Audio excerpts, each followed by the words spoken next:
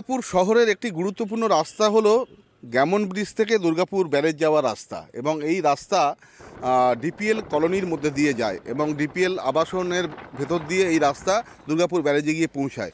এলাকার মানুষের দীর্ঘদিনের দাবি ছিল এই রাস্তাটি সারাই করা। শুধু এলাকার মানুষই নয়, বাঁকুড়ার বড়জোড়া শিল্পাঞ্চলে যে সমস্ত শিল্প তালুক রয়েছে, শিল্প তালুকে যেসব কারখানা রয়েছে, সেই কারখানার প্রচুর আধিকারিক, মালিকসহ বিভিন্ন কর্মীরা তারা এই রাস্তা ধরেই যাতায়াত করেন।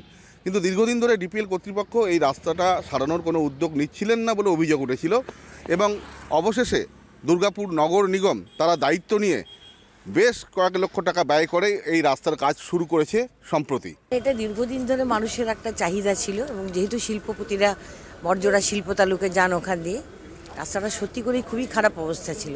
তো সেই মানুষের কথা ভেবে এবং সকলের ডিমান্ডের কথা মনে রেখে আমরা আমাদের কর্পোরেশনের তরফ থেকে দুর্গাপুর মিউনিসিপ্যাল কর্পোরেশন 61 লক্ষ টাকা ব্যয়ে রাস্তাটি তৈরি করছে। আমাদের এবং আমাদের এলাকাবাসীর প্রত্যেকেই উপকৃত হয়েছে। নানান কিছু দুর্ঘটনা থেকে আমরা অব্যাহতি পেয়েছি এবং এর জন্যে ডিএমসিকে আমরা অশেষ ধন্যবাদ। তৃণমূল আমাদের মাননীয় মুখ্যমন্ত্রীকে অশেষ ধন্যবাদ এই কাজগুলো তাড়াতাড়ি দেখে করিয়ে দেওয়ার জন্য। আমরা এলাকাবাসী সবাই উপকৃত।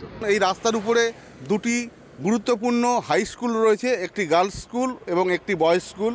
এছাড়া বেশ অনেকগুলো ছোট ছোট মার্কেট রয়েছে, সেগুলো তো আছেই। তাদেরও প্রতিদিন নিত্যদিন যাতায়াত করতে হতো, এই রাস্তা দিয়ে দুর্ঘটনা ঘটতো এবং এই রাস্তা দীর্ঘ চওড়া করা হয়েছে এবং রাস্তা পুরোটাই এবং আধুনিকভাবে বিভিন্ন মেটেরিয়াল ব্যবহার করে এই রাস্তা যাতে বর্ষার সময় না ভেঙে যায় তারও ব্যবস্থা করেছে দুর্গাপুর পুর নিগম।